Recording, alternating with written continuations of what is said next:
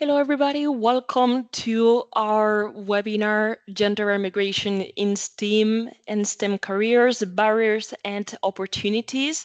My name is Cristina Martin. I come from RILA Brussels. I'm a project manager and researcher.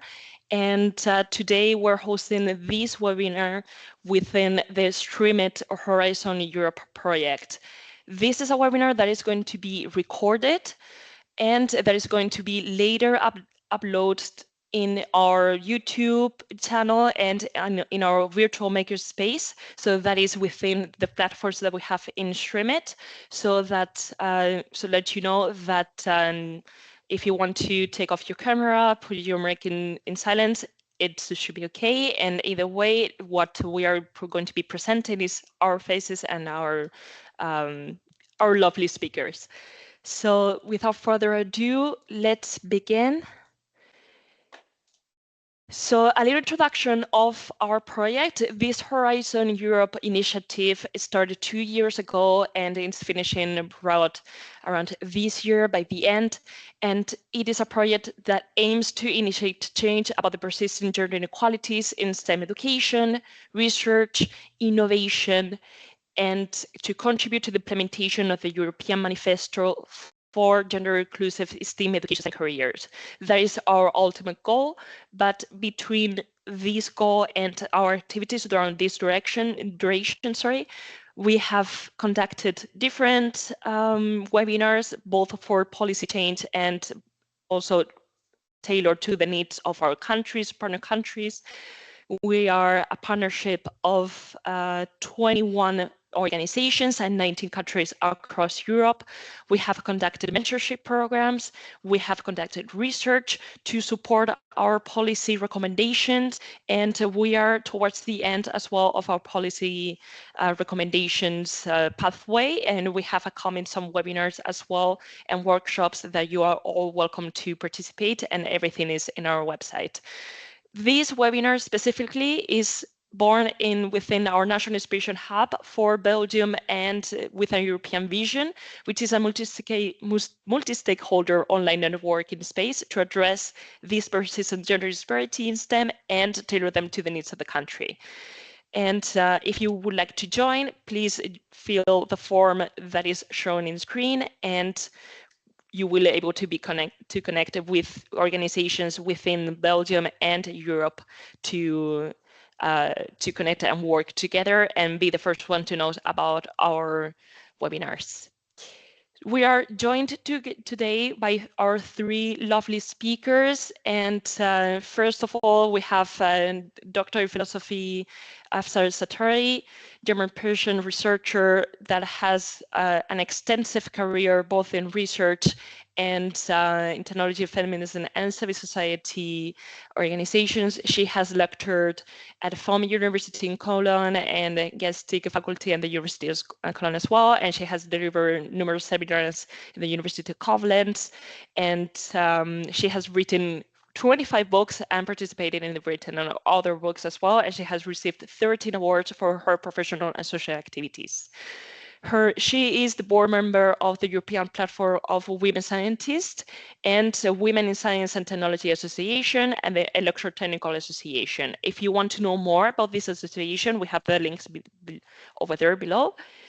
And she has been kindly invited to this webinar because not only because of her brilliant career, but also she coordinates several projects for refugee and migrant women, as you can see them listed below. And she has this extensive career and this focus on both bringing refugee and migrant women into sciences careers, STEM careers, and also working always with a gender perspective. Thank you very much for joining us today, Dr. 𝗲𝗲 𝗪𝗧. It's a pleasure. We are also joined by Mirona Vivol. She is a PhD candidate at the Universitat Oberta de Catalunya. She has a psychology degree of the Universidad Autónoma de Madrid and a master's degree in educational psychology and in research in psychology. She has participated in the strengthening social support system for migrant and refugees adolescents in secondary education, in 𝗓𝗏 research project. And she's currently a doctoral researcher at the Gender ICT Research Group at the Universitat Oberta de Catalunya. And she has a very found interest on the topic that we're covering today. She's going to be explaining a little bit more in detail her research on well-being and the promotion and the career decision among students, adolescent students, through mentorship programs with this focus on gender and migration. And last but not least, we have Maria Towns. She's a doctoral researcher at the 𝗫𝗃 group of the University of Helsinki. She has a Master of Science in Social Psychology, and she has specialized in migration and ethnic relations from the Western University of Ontario, Canada. Currently, she's a member of this 𝗫𝗃 research group, and she will be explaining throughout this webinar her dissertation research on immigrant-origin adolescents' learning, school adjustments, the sense of belonging, social supports, and hobbies. And we believe that this is a very important point, as all our research within a program and without a project has struck on the sense of belonging as one of the crucial points for the promotion and the sense of pertinence during career choice and career development in STEM for women and for migrant students. So this is not the only webinar that we have focusing on migration, and we have another one coming up on Wednesday, 20th of May, and at 12:30 Brussels time, and you may start registering here. But without further ado, we're going to start with the core of our webinar. So I'm going to give the microphone to Dr. Afzal Sartari.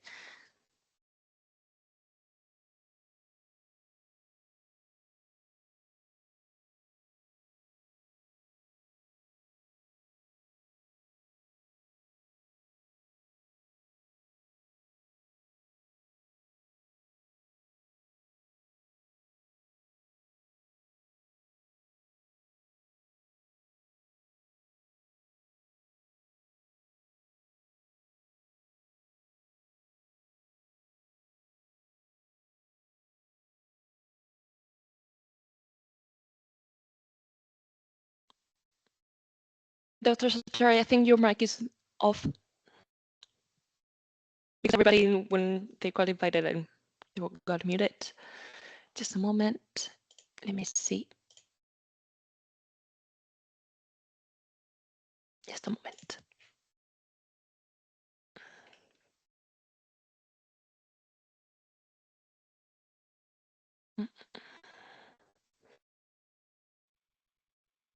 Do you hear me?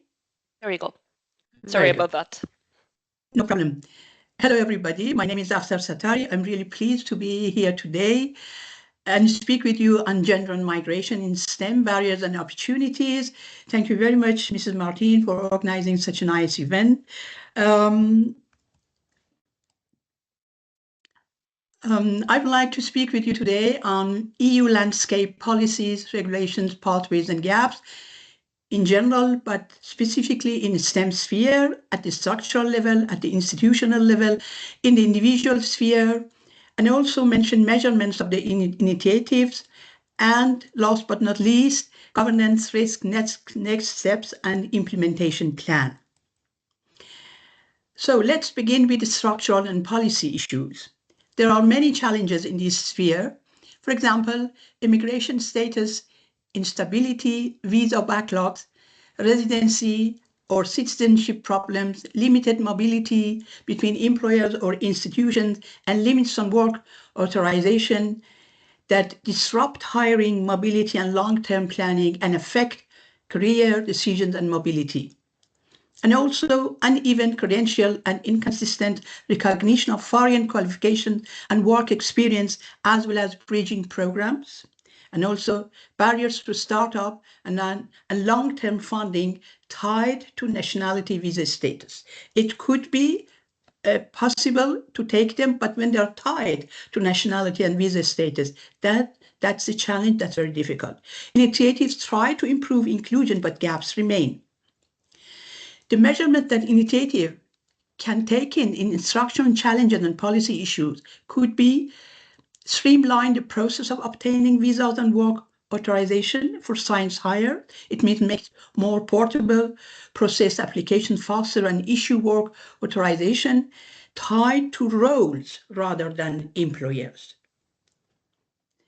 And also propose transparent, standardized credential recognition and bridging programs with official benchmarks to politics, publish clear timelines and outcomes, also ensure that grant eligibility and reviewer pools do not penalize immigrant status, and set aside dedicated funds or fellowships for immigrant women scientists.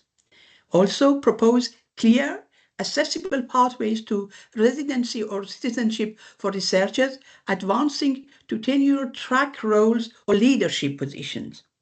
And also promote migrant inclusive grant criteria. Oh, it was again.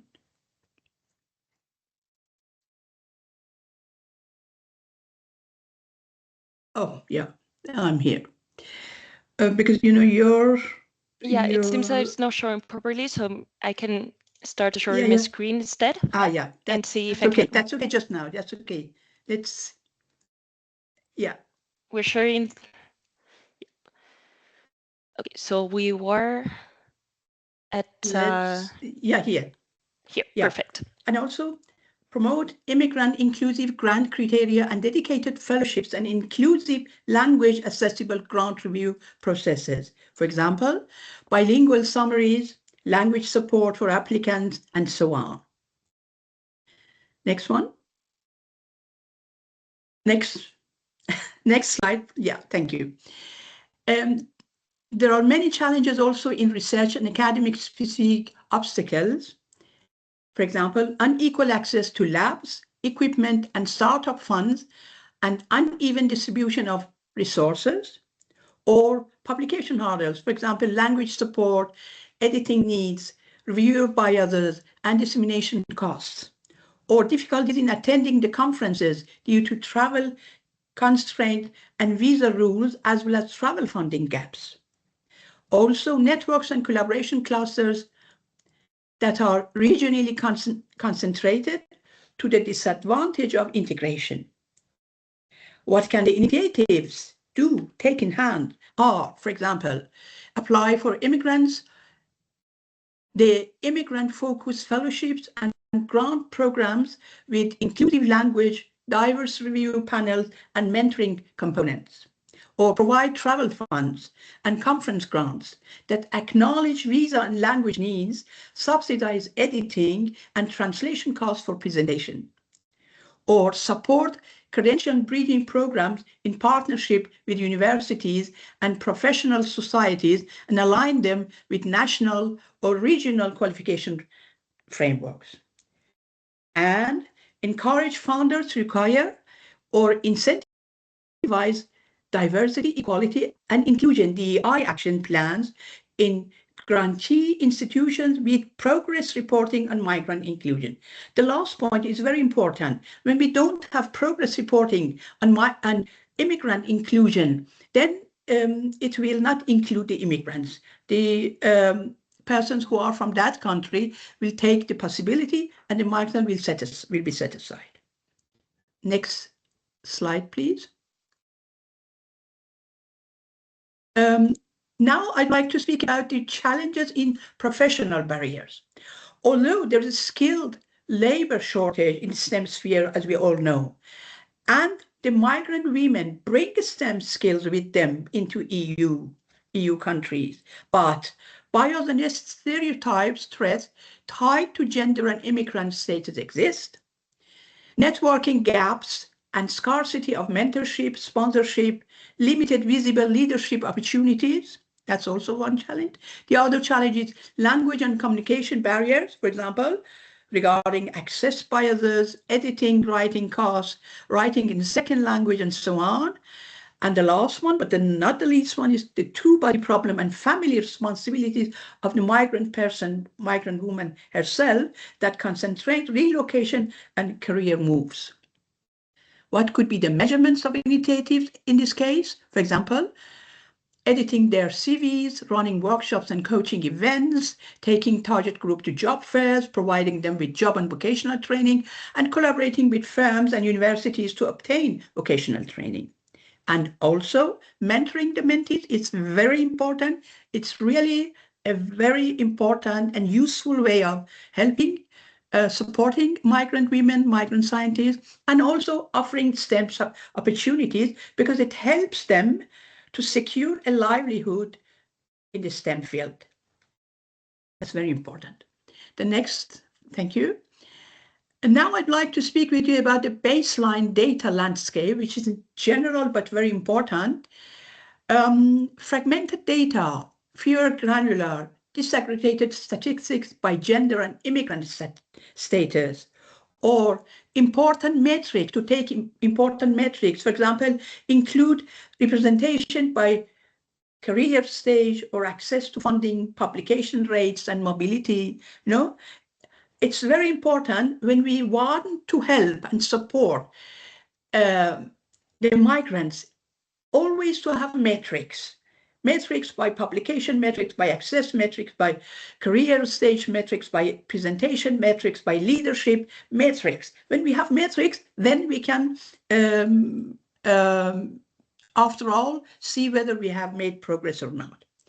Privacy and ethical consideration, also we have to take in data collection. We have to consider about that in data collection.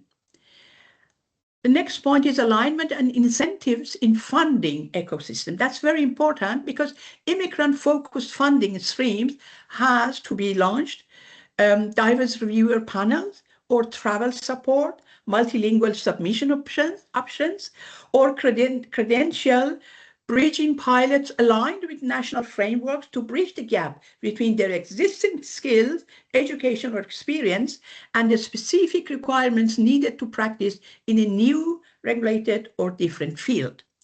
And also have action plans for diversity, equity, and inclusion, DEI, with progress reporting in grants. That's very important because, you know, grants is the most important point in making the improvement of migrant scientists, because, you know, they can have capability, they can have skills, but we don't have any money, we don't have any grant, so they're set aside, and we have to have progress reporting in that. Next one, please. Now I'd like to speak about the institutional level challenges. They are formal mentorship, sponsorship programs with accountability metrics. When we don't have them, it's a challenge. Language or writing supports, bridging funds, mobility-friendly policies. You know, there are challenges. They sometimes exist, but mostly not. Family-friendly policies, cross-institution mobility options. We don't have it at the most times. Equitable access to labs, equipments, access to core facility is also very important for researchers.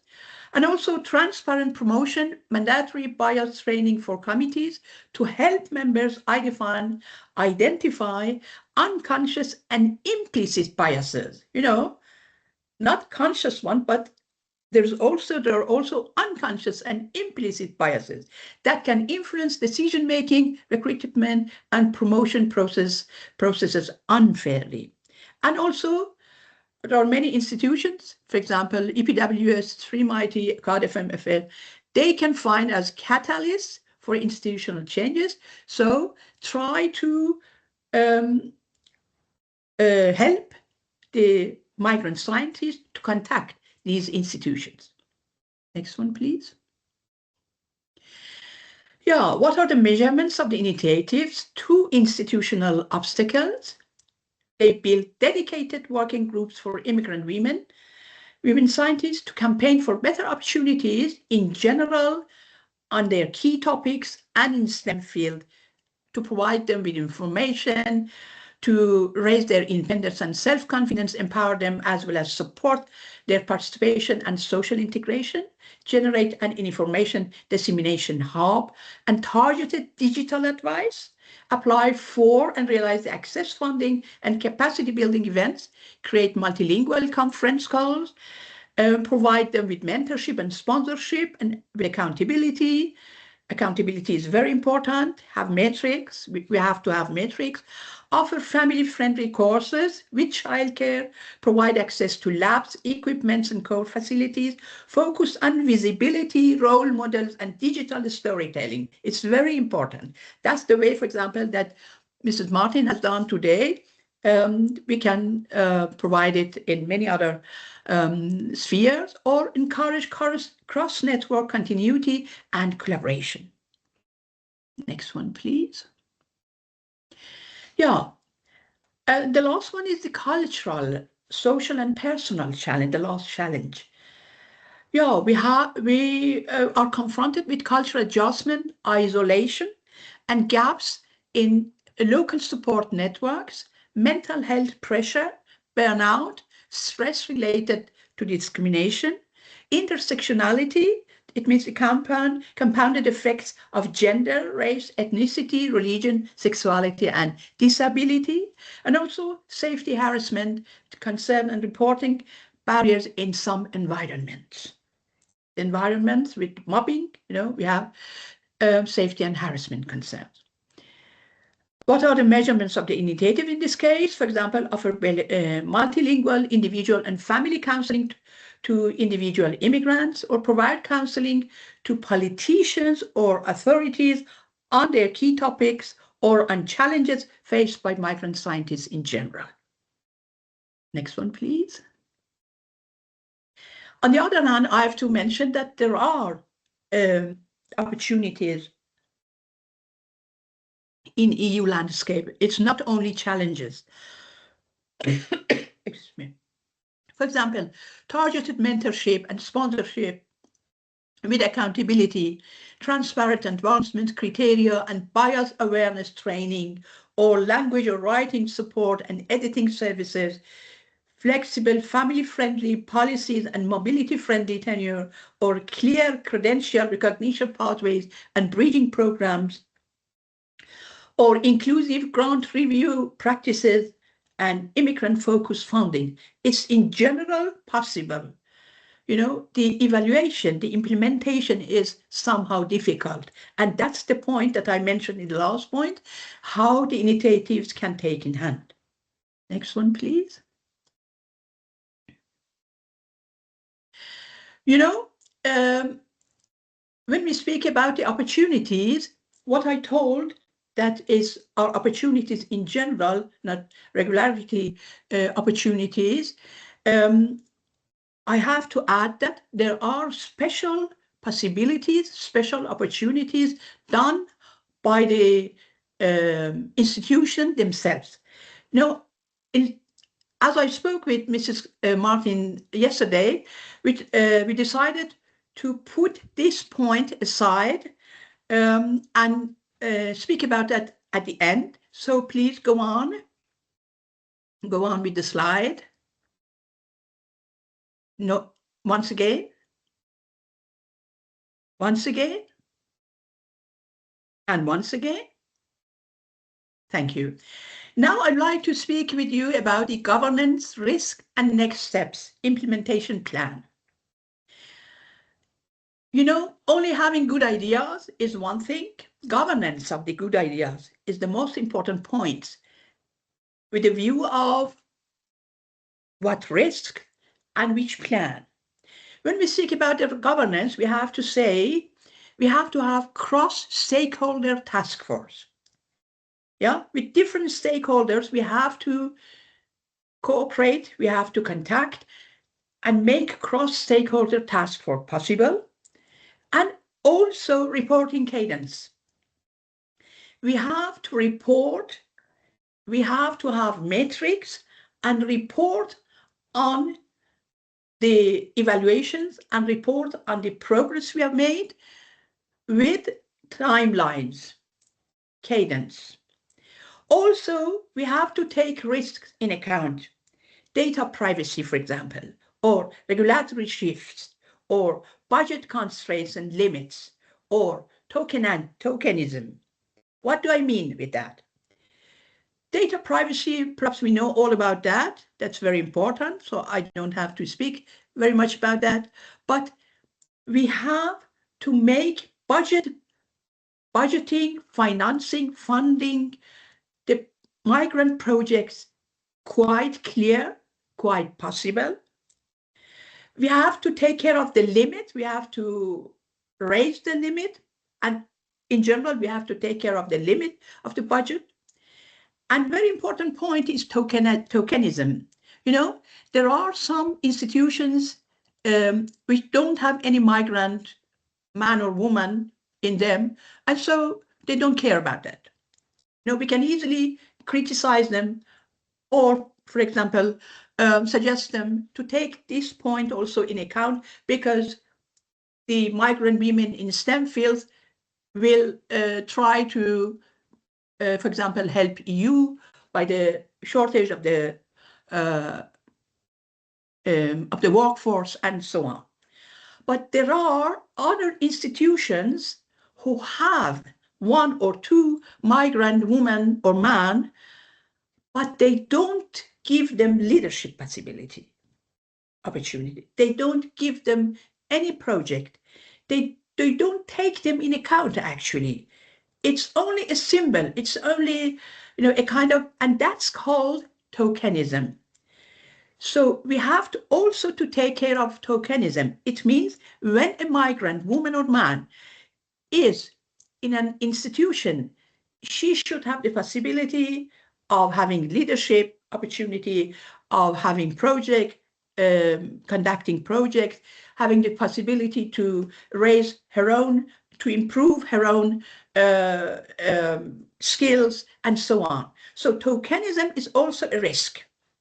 And the next step is confirm commitments, clarify the needs and requirements of the migrant women STEM field, set key topics in specific institutions and projects, set milestones, schedule follow-ups. How? But in the implementation plan. In the implementation plan, we have to take care of quick wins and longer-term actions. It means, for example, during the first year, we can publish criteria, launch mentor program, provide language support, publish vouchers. In the second year, for example, during the second year, credentialing, pilots, bridging funds, data collection rollout, and so on. And during the third year, scale pilot across the EU, publish impact evaluation, integrate DEI into grants, into funds, into financing. That's very important. And the next slide. Thank you. Thank you very much. I'm from 𝗏𝗏𝗶𝗏, graduate, migrant, and refugee women. These are all the links of our social media. If you please go to the next slide. Thanks a lot for drawing your attention to my speech. These are the QR codes of 𝗏𝗏𝗶𝗏. We are very pleased if you can follow us. And I'd like to speak about the 𝗏𝗏𝗶𝗏 itself, as discussed yesterday with Mrs. Martin. Thank you so much. Thank you so much, Dr. 𝗏𝗏𝗃𝗃. This was a very thorough presentation and very comprehensive, and I think everybody here found it incredibly interesting. Yesterday, when we were discussing about this presentation, we also were thinking about how important it is about also focusing not only on the opportunity, not only the barriers and the obstacles, but also on the opportunities, and especially the measurement and the measures to be taken into place. So I would like to ask you to highlight some of those, or maybe we can come back to the slides that we skipped to focus a little bit more. Thank you so much. This. Go back, please. Yes. It was here. Thank you. Yeah, perfect. Yeah, you know, we have built a group. We have built a working group actually with and for immigrant scientists. How we have contacted them. We have tried to recognize their needs and requirements. We have determined key topics for this group regarding their requirements. In our case, education and research, we have organized courses and workshops on education, profession, technique, culture, art, sports, and the environment. And also we have collaborated with universities and firms to obtain vocational training. And career re-entry is also another key topic from us.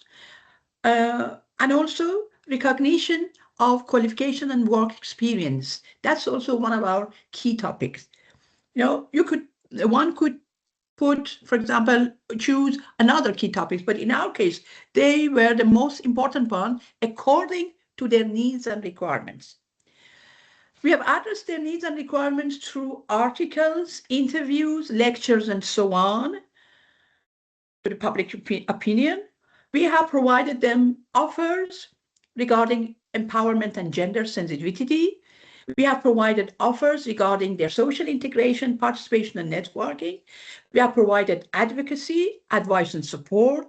We have provided them with offers to raise their independence and self-confidence. And we have offered ways to raise their cultural awareness and help them cope with their new society. Please go ahead. We have published articles and statements, for example, on important scientific days, or in general, such as World Refugee Day, International Women in Engineering Day, and so on. On the requirements of our target groups in local and countrywide magazines, or on websites, or in monthly newsletters, we have given interviews to sites, radio stations, TV stations, and projects on migrant women's abilities and their demands, and also on their current and desired situation, or on key topics of our group. We have also had statements and resolutions against racism, right-wing extremism, anti-Semitism. We have carried out activities, and we have provided counseling to politicians in parliaments and also state authorities. Next one, please. Now, in these ways, we have tried to address their needs and requirements. It's very important, you know, because they are not seen, they are invisible. We have to take every possibility in account to address their needs and requirements.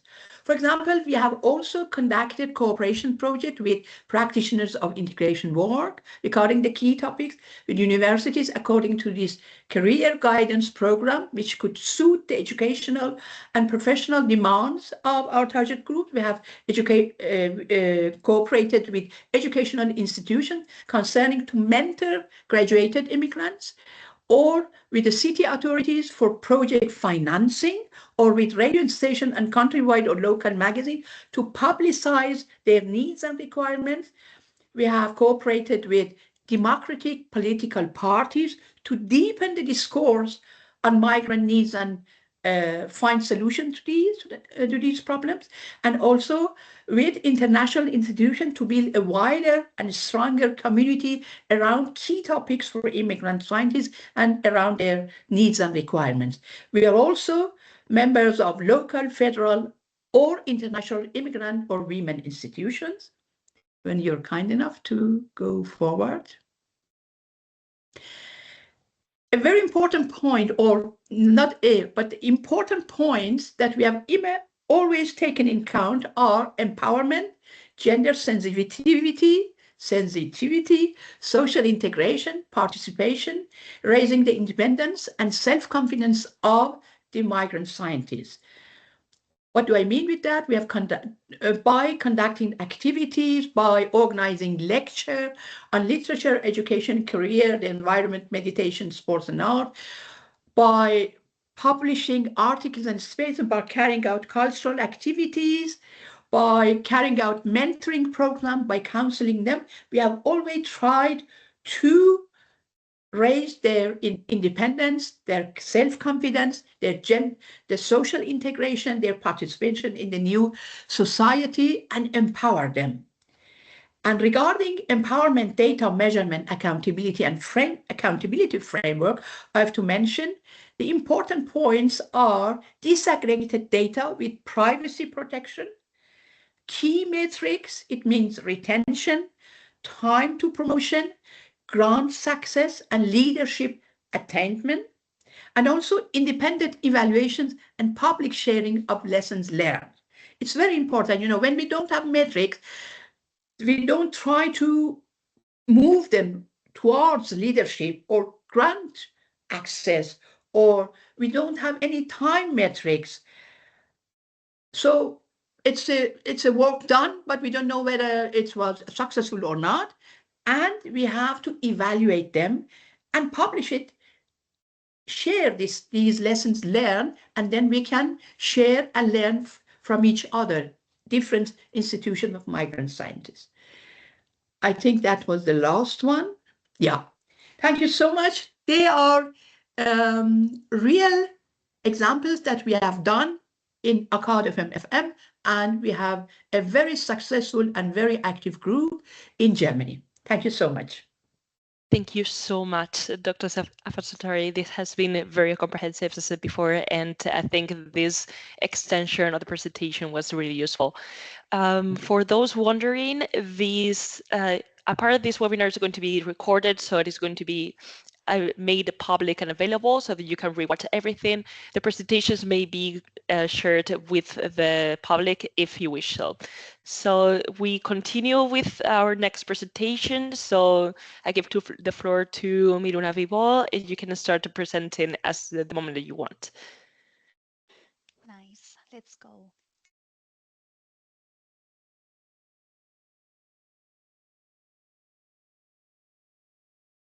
While she looks for her presentation, I want to say also that we are going to host a little Q&A at the very end of this presentation. So if you have any questions, drop them in the chat and I will read them out loud. Thank you. Go ahead, Miruna. Okay, just quick confirmation. You can see the slides, right? Yes, we can see them, and make sure that you're speaking straight to the mic so that we can hear you. Okay. There we go. Better now? Yes, thank you.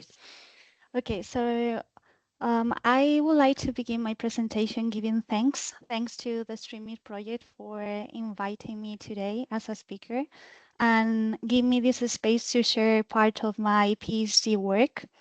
And I would like to thank also to the community that they built around the project, because before being a speaker, I was part of the audience and I learned a lot from all the webinars that you've done and from the questions that people wrote in the chats. So today I'm going to talk a bit more deeply about mentoring in STEM interventions for adolescents, and specifically on the intersection between gender and migration. So I will go a little bit deep on what do we mean by mentoring? What do we mean by intersectionality? Why intersectionality is important when we talk about mentoring in STEM interventions? How can we design intersectional mentoring? And I would like to give you some tips for design, implementation, and evaluation. So the content that I'm going to share with you today is based on one specific study of my PhD work that was a scoping review. The scoping review was focused on the role of well-being, but today I'm not going to focus on that. But if you are curious, you can scan the QR and search the protocol because it's already published and get more details on it. Just to contextualize a little bit, my team and I identified a total of 2,745 papers. And after screening all those papers, we ended up with 49 sources that translate into 38 interventions. And because today I'm not going to make an academic presentation, I'm not going to present a summary of my preliminary results, but I would like to bring some examples that I came across during this work and share with you the knowledge that I gained through this process. So maybe the first question that we need to make ourselves is, what do we understand by mentoring? And could sound like a very basic question, but something that I realized through my scoping review is that no clear or consistent definition of mentoring was given in any of the interventions that we analyzed. And also the terms of mentor and mentoring were used inconsistently. So I really think that we need clearly define what do we need by mentoring and also report it, as Dr. Satari mentioned before, to enhance transparency, comparability, and replicability. So maybe a very simple definition of mentoring could be, mentoring is a supportive relationship between a mentor and a mentee. And relationship is a key word here, because we are understanding that two or more people are interacting, but these interactions are repeated over time, even if the intervention is a short-term intervention. This relationship could be formal or could be informal, could be one-to-one or by small groups. By mentor, we understand a person that has more experience compared to the mentee that has less experience. But also mentor can have slightly more experience. And then we are talking about peer mentoring modalities or near peer mentoring. So we are providing a support, and this support is individualized and has academic, psychosocial, and career components, because at the end, we are supporting mentees to develop personally, academically, and professionally. And this mentorship can be a standalone program. So we have our intervention and a component can be mentoring, but also mentoring can be embedded into an activity. Like it's really a common example, right? In some STEM interventions, in many of them, they have final research projects where students, mentees needs to work on a research project and present it at the end of the academic year, for example, and they collaborate with a mentor that guides them, that helps them, but guides them and is beyond tutoring, beyond counseling. So when we work with mentoring, we need to reflect what do we mean by that. So what kind of support are we providing? How are we providing that support? When? In what kind of context, so where, and to whom. So we need to keep in mind the diversity of the people we are working with, the diversity of our mentors, mentees, staff that is working in those programs. And here is where intersectionality is relevant. But before explaining what is that, I would like to mention who coined the term of intersectionality, Kimberly Crenshaw. Maybe you already know her. She is a legal scholar, and also she is a civil rights writer and activist. And in her own words, intersectionality is a lens we use, is a way of understanding how different forms of inequality overlap and interact, and how this is shaping how people live their lives in very many complex ways. What you can see in this slide is what we call the wheel of privileges and forms of oppression. This is just a way of representing this intersectionality theory, but there are many, many authors that work in different kinds of representation. This is just one example. And what you can see at the bottom of the wheel, at the top of the wheel, sorry, are privileges, and at the bottom you can see different forms of oppression. So what do we mean by privileges?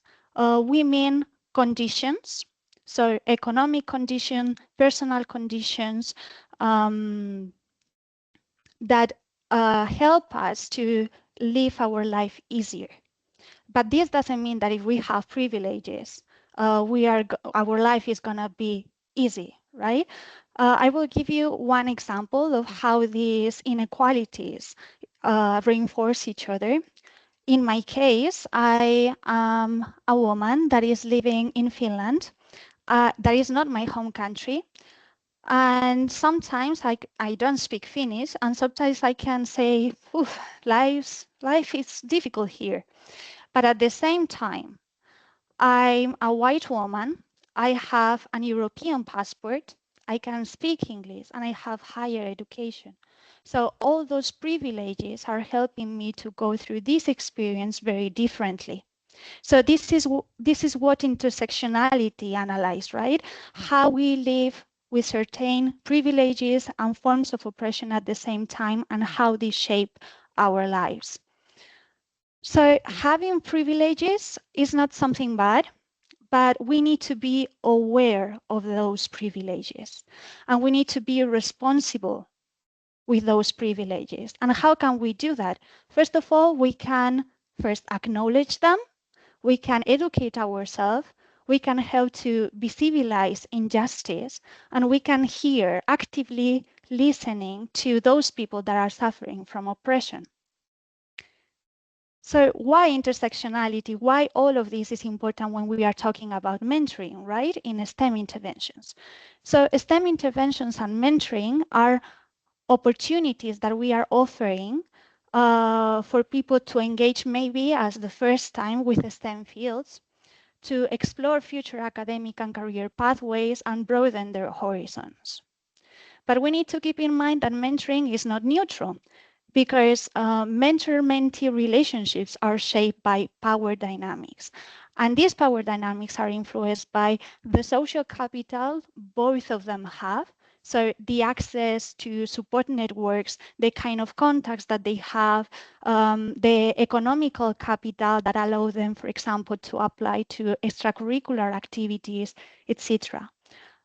The privileges they live with, and the positionality. So this is this combination of privileges and oppression that shape how we see the world, and based on that, how we act in this world. So basically, intersectionality helps us to understand that people live diverse experiences and help us to reveal interconnected systems of oppression. So what happens if we ignore intersectionality? So the most likely to happen is that we are gonna narrow the people we are targeting with our programs, and maybe we are working with the most privileged profile.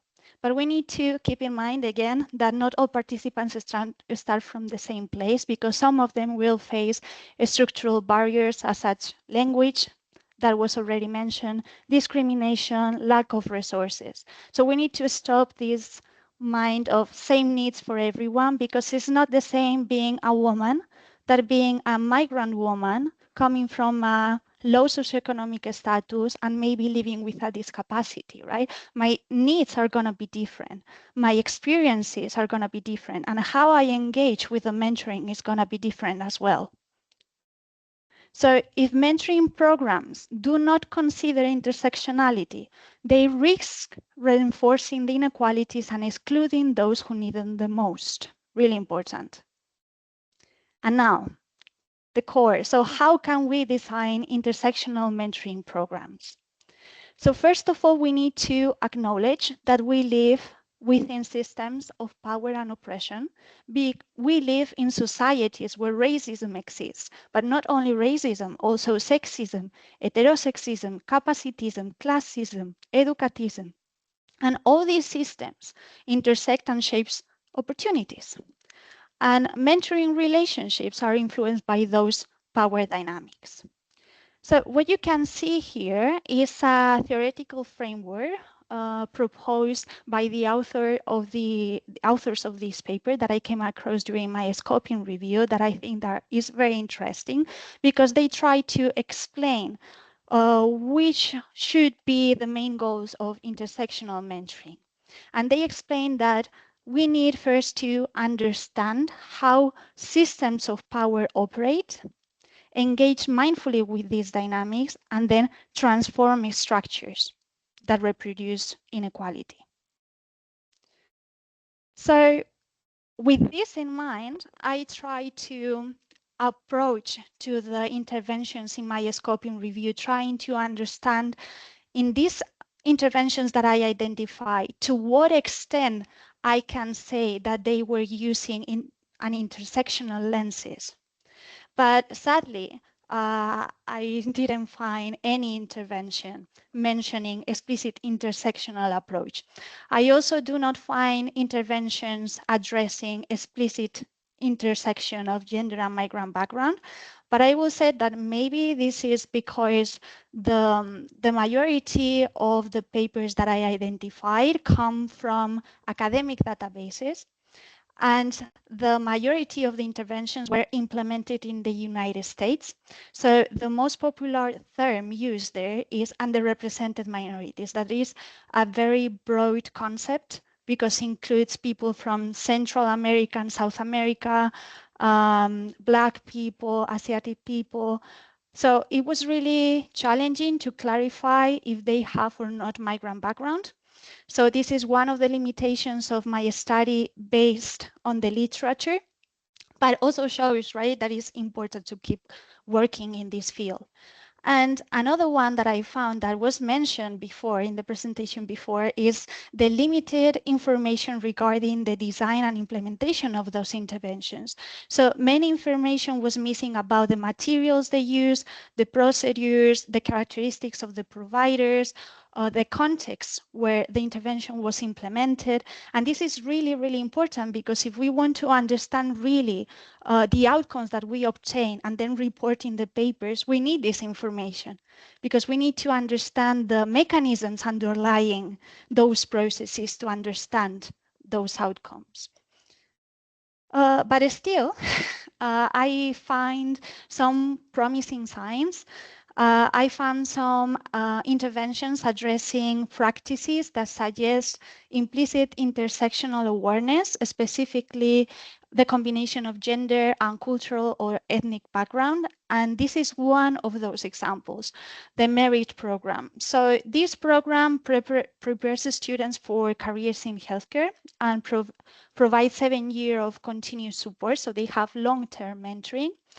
They also have many other components like academic enrichment and college admission guidance, among others. But when we looked on those papers, by the way, they have 2 academic papers. We also looked at the webpage of the program, and we also revised the one of the reports, the last report that they have updated to the webpage. And through those papers, we identified that they mention some practice like mentor-mentee matching, but only based on racial ethnic background. So again, this lack of intersectionality. They also talk about collaborating with diverse role models that can promote representation and relatability. But again, to what extent can we say that this is intersectional? More information is missing because why do they choose to collaborate with diverse models, role models? What are the kind of conversations that they open during this speaker series? Another example is the CHAMPS program. This example, I didn't bring it today here because of the intervention, but because of the tool that they use to evaluate the program and collect data. Because I think that these kind of questions can be insightful for us if we are interested in exploring intersectional perceptions of mentees, for example. And some tips regarding the design of intersectional mentoring interventions, I would say that maybe the most important one that was mentioned before is avoid one-size-fits-all model. We need to acknowledge that different people has different needs. move beyond this model of the mentor as the only expert, because adolescents in this case, but mentees, are experts as well. Teenagers are experts in being teenagers, and they are not passive agents in this relationship, because at the end, this relationship is co-constructed. So we need to promote bidirectional learning. I learn from you and you learn from me, active listening, and respect. And I will say that is really important as well, this component of the mentor training.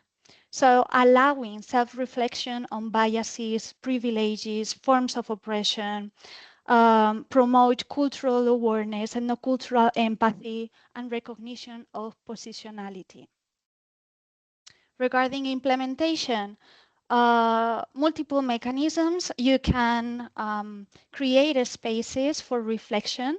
So where mentors can reflect before, after the sessions, or having peer mentor groups where they can share their knowledge, share cases, and discuss about them.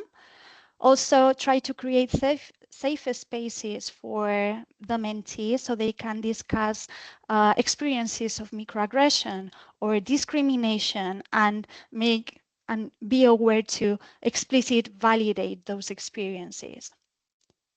And regarding evaluation, keep in mind intersectionality when you design your methodology and also your analysis.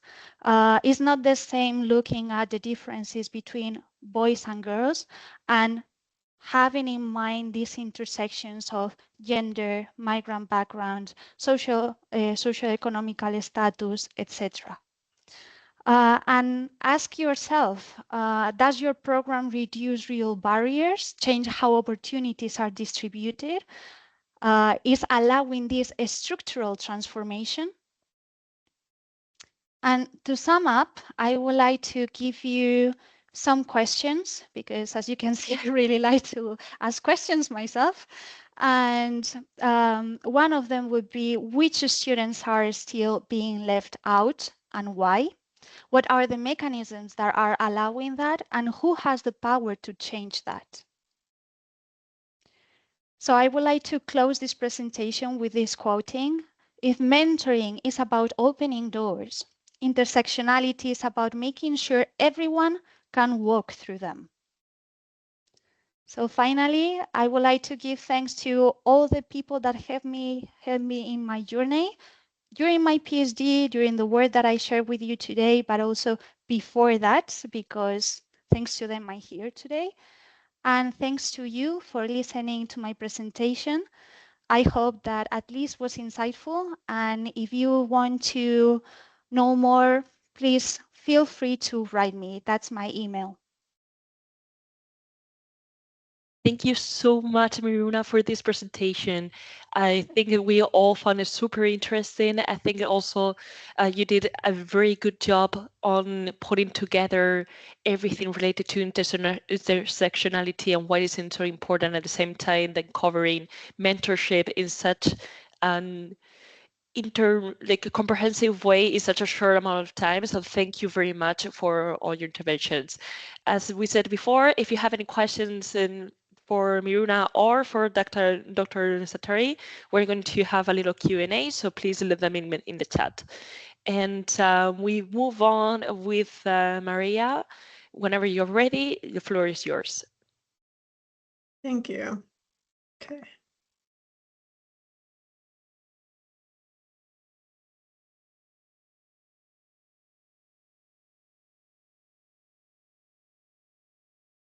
All right, can you see Yes. my screen? Yes, okay. All right, first off, thank you so much for inviting me to the 𝗓𝗏𝗏 project and to present in this webinar. I really appreciate it. I think it's such a wonderful opportunity to share new research findings from different countries, different contexts in an accessible way. And also thank you so much for the first two presentations. I have a whole page of notes, so definitely kept me busy.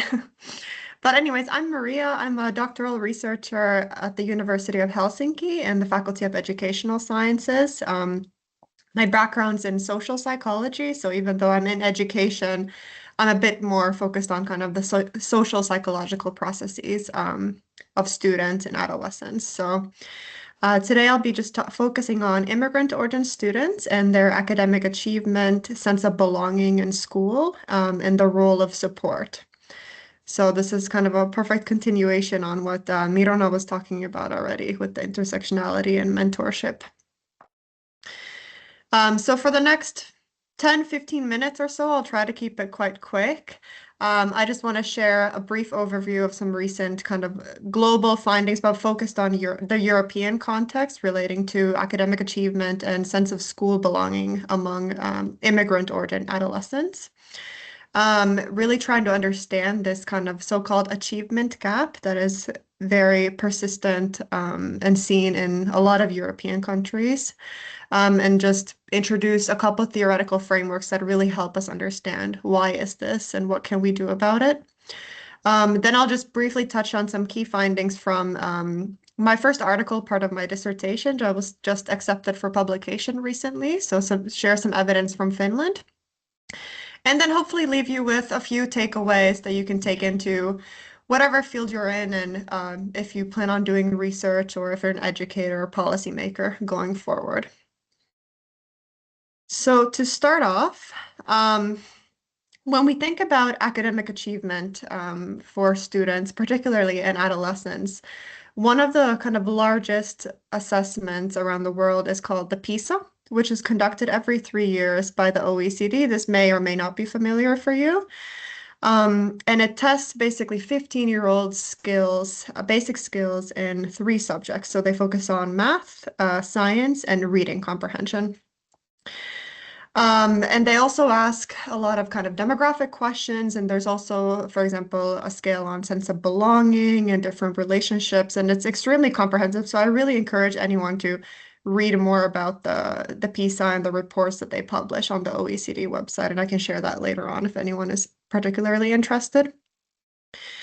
But unfortunately, here on the right side, hopefully it's visible and it's not really small, the text, but we see kind of the achievement gap, right? So especially when you look at the kind of box of countries in the red box, and for example, if we focus on Finland, that's where I'm from, unfortunately, there is quite a large and significant achievement gap between immigrant origin students, particularly first-generation immigrant students, compared to native students, and almost ranging to about 50 points lower on average again. And even after accounting for example, family socioeconomic status or parental education level and gender and home language, we still see that this gap is persistent just based on migration status, right? So what about then sense of belonging, if we think about that, and why is that important? Well, first of all, sense of belonging, you can have a sense of belonging in all different domains of your life, but for the purpose of this presentation, I'm focusing on your belonging to school, right? Because we're talking in relation to academic achievement. And it's really defined as the extent to which you feel accepted, respected, and included and supported within the school environment, right? And obviously this can carry over to other domains of your life as well. And the reason this is so important in terms of achievement is because research has really seen that the extent that you feel that you belong at school is directly associated with kind of positive overall adjustment and development, mental health outcomes, engaging with others, and also one of them being academic achievement, right? So again, here on the right, we have a big graph published by the OECD, part of the PISA report. And we can see, again, the countries, the majority of the countries, a lot of them in Europe as well, unfortunately, there is quite a significant gap and sense of belonging between migrant students versus non-migrant students, right? So you can see here that the kind of larger the blue bar is downwards is how, on average, how many points lower they score on sense of belonging at school, which is quite significant and very unfortunate, right? But we know that, for example, for immigrant orphan adolescents, developing a sense of school belonging, and particularly in school, may present unique challenges because they might face some of these risks, right? That was mentioned, for example, in the first presentation, risks of isolation, of rejection, maybe discrimination, right? So it kind of carries an extra significance to them in this sense. And we know this not just in the PISA report, but across a lot of research that has been done globally, that migrant students tend to report just lower levels of belonging in all different domains of life, but also in school. So this is nothing new. So then when we think about, okay, why do these gaps exist, right? Both in achievement academically, but also belonging, right? Personally, I think there's a couple key theoretical frameworks that are very useful to understand this. And one of them being this ecological systems theory that really suggests that there are kind of several interconnected layers or systems in an adolescent's life, ranging from kind of, again, the individual demographic factors, like Mirona mentioned, all the intersectional identities. So your migrant background, your gender identity, ethnicity, language, socioeconomic status, right? All of these things create kind of at the individual level, along with personality and social emotional skills and so on. Then the next kind of big layer that we see is called the microsystems, which entails all the different kind of social support systems in your life, and then school particularly being a huge part, right? Because when you think about youth, they spend most of their time in school, right? So those relationships with peers and teachers and so on are very important in this sense. So that's a very important microsystem. And then again, when we go kind of to the broader societal context, the mesosystem, it's called, we talk about what Dr. Satari talked a lot about, kind of the structural policies in place and all of this, right? So it can be, for example, immigration policies, what support systems are in place in the country. Is it a welfare state? Is it not? Right? What is kind of the public attitudes, for example, towards migrants in that country and so on. So that is being said, all of these layers or systems really matter, right? Then when we particularly think about immigrant ordinance students, there's a framework called the risk and resilience framework that kind of, again, talks then about, okay, we have all these systems, but in addition to these, for migrant students, there are also risk factors and resiliency factors, because when migrant adolescents, they are, for one, developing individuals just like anyone else in teenage years. But in addition to that, they have these kind of extra cultural or acculturative tasks, so-called, right? When you move to another country, for example, you have to learn a new language, new cultural norms. So all of these things are added on to the regular developmental tasks that an adolescent faces, right? So those are what pose so-called risk factors, right? But luckily, a lot of research, and I'll be presenting some of my findings too, kind of suggest that there are a lot of resiliency factors and social supports, particularly in the microsystems, right, in the different domains of your life, as well as having a strong sense of belonging to school and other areas of your life, really act as kind of buffers or protective effects to some of these risk factors. So yeah. So I'm gonna next, knowing all of this now, I'm gonna just present some evidence from my own research in Finland. But before that, because I know we're all from different countries, just kind of lay Finland as why it's a kind of interesting and unique case study in a sense. So Finland is a small country in Northern Europe, but in the past kind of about 20 years, we've experienced a very rapid demographic shift due to migration, right? If you think about it, for a country of 5 million, going from about 2% foreign-born population to more than 10, I think it's even more now, that's quite a significant jump in quite a short amount of time, right? Like not even really one generation. So this has obviously posed great opportunities for the country, but also a lot of challenges, specifically in the education system for the migrant origin youth, right? And Finland is often celebrated as this very educational or a country of educational equity and high performing students and like model education system in the world. Yet, if you remember from that very first graph I showed you, Finland was actually the country with the largest gap between native and immigrant origin students. So, you know, it's kind of this paradox situation in a way, if you will. And we know that immigrant origin students in Finland hold very high educational aspirations, but they face very significant barriers to reaching their potentials, right? And it's not just about academic achievement in the now or in the grade you're in, but we know from research that doing well enough in school really sets you up for the future, right? It helps your future trajectories into higher education, right? It opens a lot of doors, career possibilities, and so on, right? So that's why in all countries, but also particularly in Finland, I think it's extremely important to understand how can we possibly narrow these gaps, right? So that's what we did.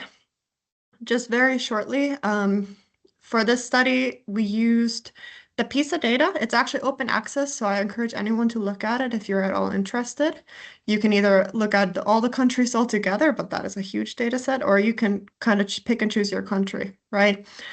So by doing this, we had a sample size of over 10,000 students across a bunch of schools, over 200 schools across all of Finland. So that's a really great kind of national representation of the country. We wanted to do a few things. One, I wanted particularly to separate immigrant origin students into two different groups. First-generation immigrant students, meaning those who themselves with their parents or caregivers are born abroad and have moved to Finland.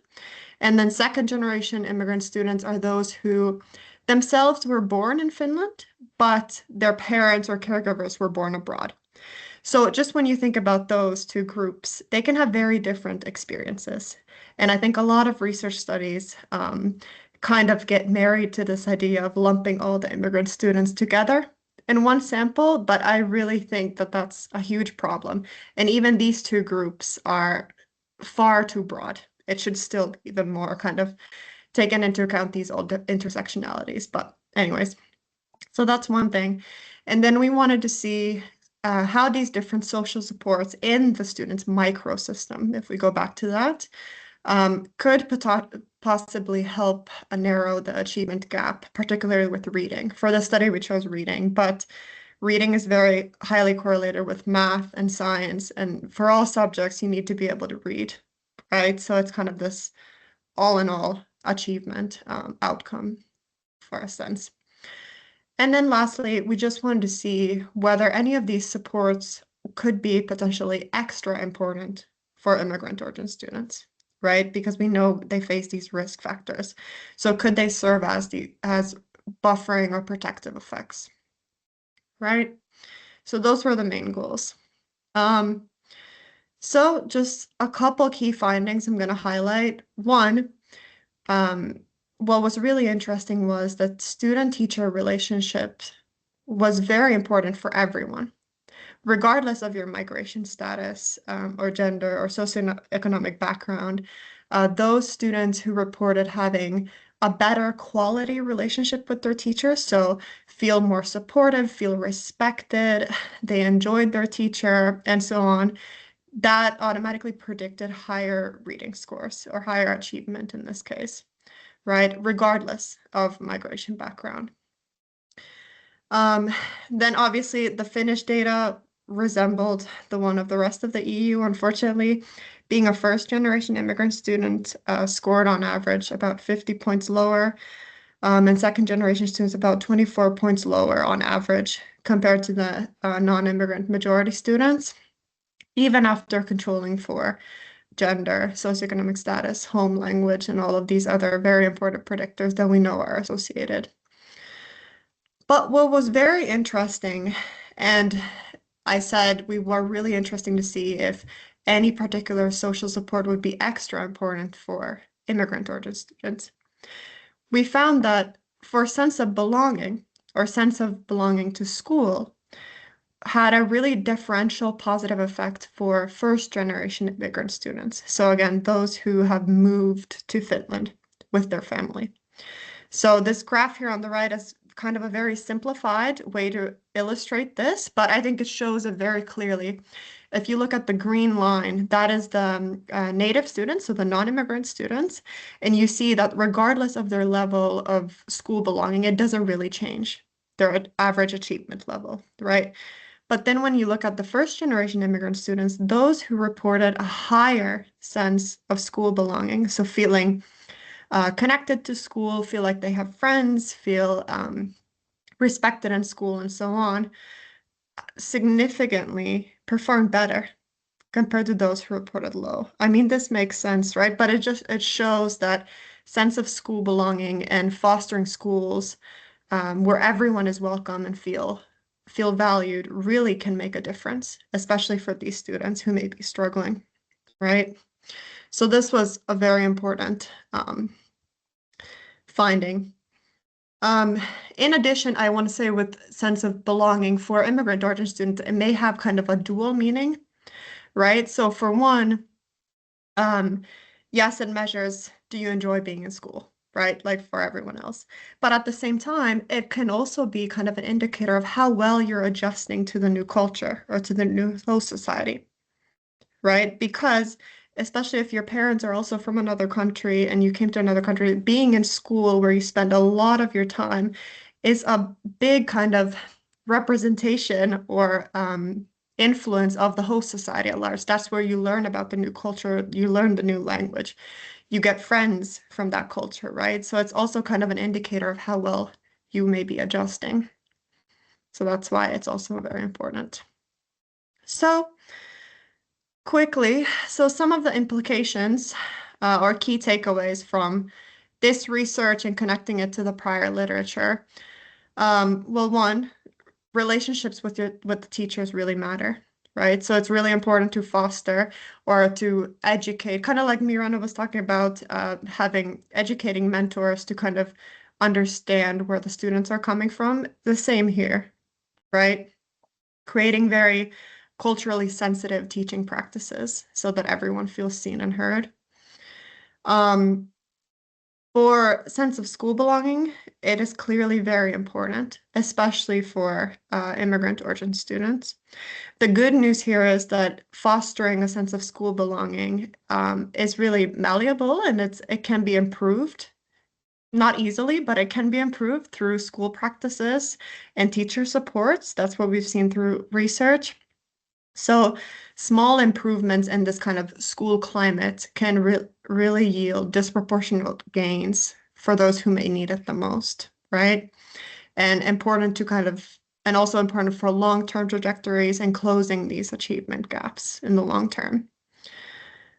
One, for example, way from this research study that I've cited here is through culturally responsible teaching, which is a concept that kind of advocates for being really culturally sensitive and aware of different cultures and ethnicities and making sure everyone is heard. If you look it up, there's a lot of really good actually tools and tools for educators that you can implement. And then another thing that's really important when we go back to this kind of theoretical framework and the different layers is that, the top layer matters also. And with the top layer, I mean is the social context and the country context and the policies and structures in place, right?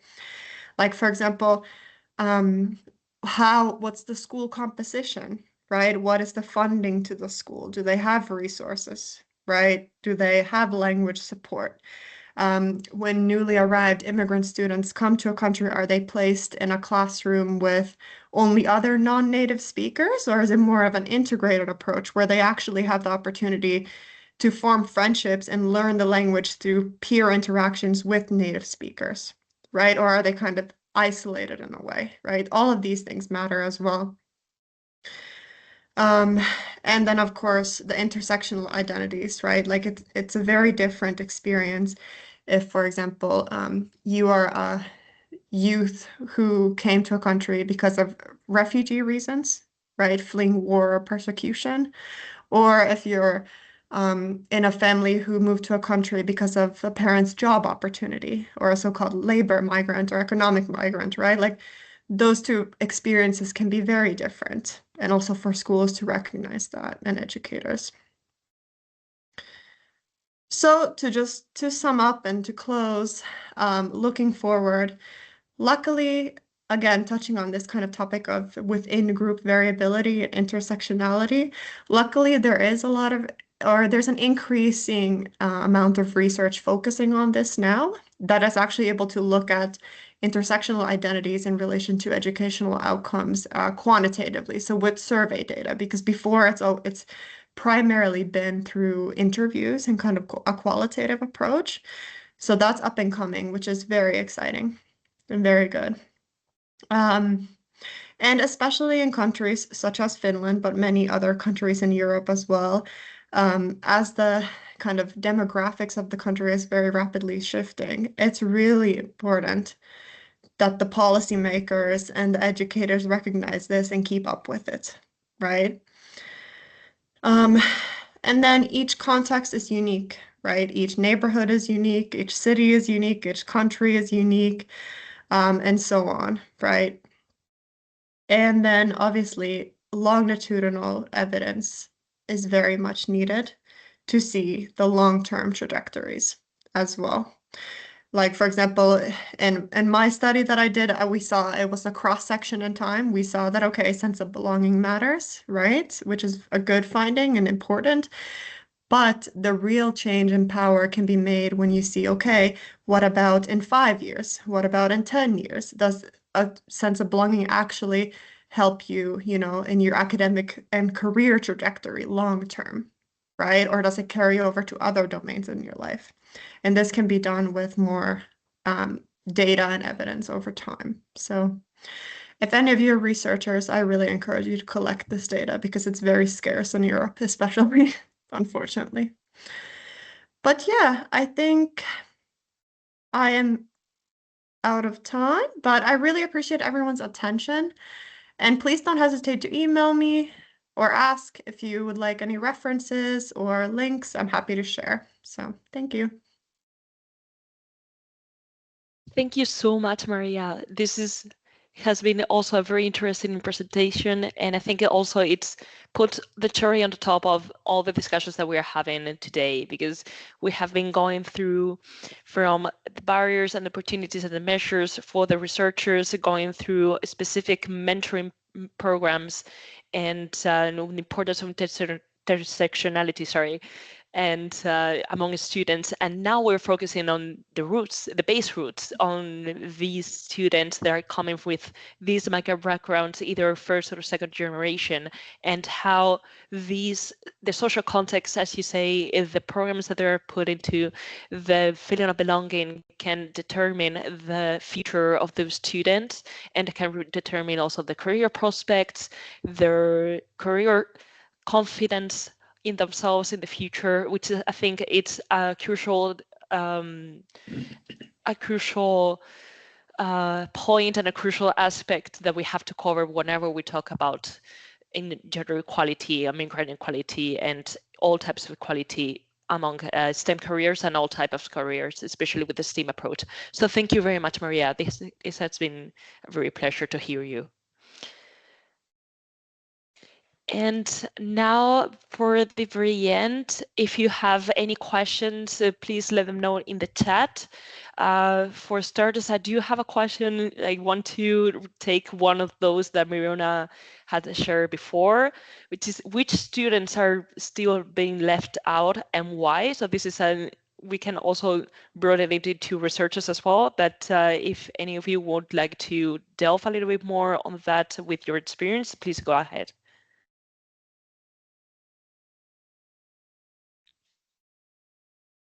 So what I can say, at least from my scoping review, is that because they use this popular term, and the majority of my evidence comes from interventions that were implemented in the USA, they come from Black people, Hispanic people, people from Asia, different parts of Asia. And when it comes to really acknowledge if they had or not a migrant background was very difficult. So that's one of the reasons why I joined your webinars as well, because I wanted to know more examples about interventions that were implemented in Europe. So I would say that more work is needed, for example, to see the outcomes, right? And the mechanisms that we can provide to support migrant people, but having in mind this intersectionality lens. Thank you, Miruna.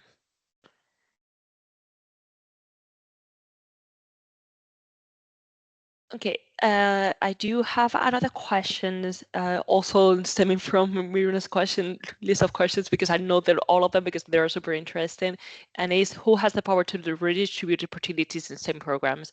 And for this question, I would like to hear Dr. Dsattori's opinion.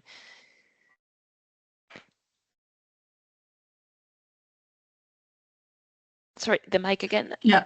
There we go. Are you kind enough to repeat the question once again? Yes.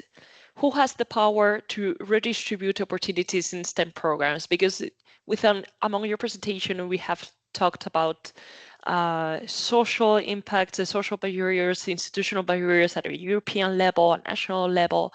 So if you have a specific highlight that you would like to underline in the redistribution of opportunities in STEM programs, yeah, so to redistribute the power, how could it be?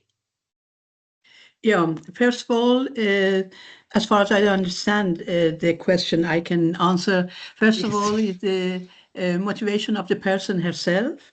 Although we have emigrated, we have no normal life. It means that the difficulties of migration we've accepted, and we want to settle a life in a new country, but we should be motivated enough to begin our life in this new country and settle it as we would like to. I mean, in 10 years wrong and so on, 10 years term and so on. So first of all, the person herself, and then the supporting of institutions which have the same ideas and the same goals as we ourselves, are also very worth mentioning. For example, in Germany, we have a German Association of Women Engineers, for example, or we have a Competence Center, Diversity and Equality in STEM field. They work in STEM field, for example, and the other institutions like that, which are scattered all over the Europe, contacting them, trying to be aligned with them, trying to take part in their projects, trying to address our needs, one's own needs and needs of the others to them, to make them able to find solutions for our problems. That's the second one. And the third one is contacting democratic political parties, because many of them, for example, could listen to our needs and requirements, and they can find political and solutions to that in the parliament, by the authorities, and so on. So we have to make an idea or a problem. We have to formulate it, address it in such a way that it can be taken in action in the everyday life of the target country that we are in. So only having problem and speaking about them, it doesn't help. It helps when I address my needs, my problems to others, when I try to take the support, when I try to use the support possibilities, either by institutions or by authorities or by political parties. Then I can perhaps then the situation can change, for example, in 3 years term or 5 years term or 10 years term.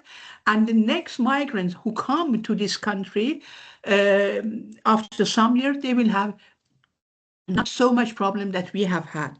That, for example, I came to Germany about 40 years ago, and the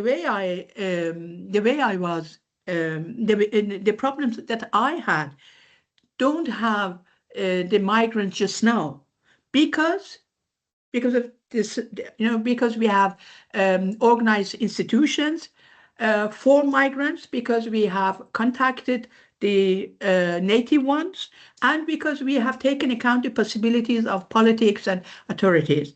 And that's all in all can have the power to change. Only one of them, only the person herself, doesn't change too much. That's my solution. Thank you so much, Dr. ثري, for the comprehensive response as well.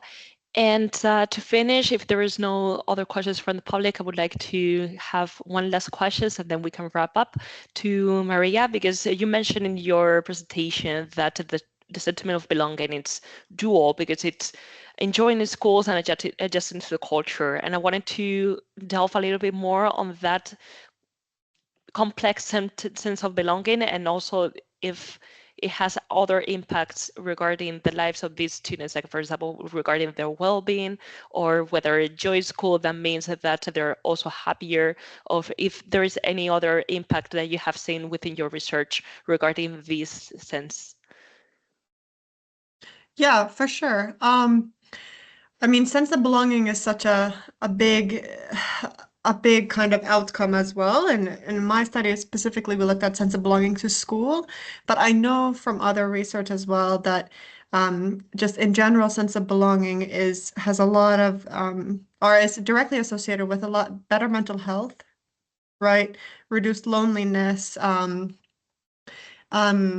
like just all social emotional outcomes as well, right? But also, again, academics in a sense. So, and also we know that you can have different levels of sense of belonging to different domains of your life, right? For example, you can feel a certain sense of belonging, for example, to your home environment or the community you live in, or neighborhood or city or country, right? And then a different type of sense of belonging to school and so on. So it really does matter, and it's important to foster belonging in all of these different domains, right? So nothing is left out.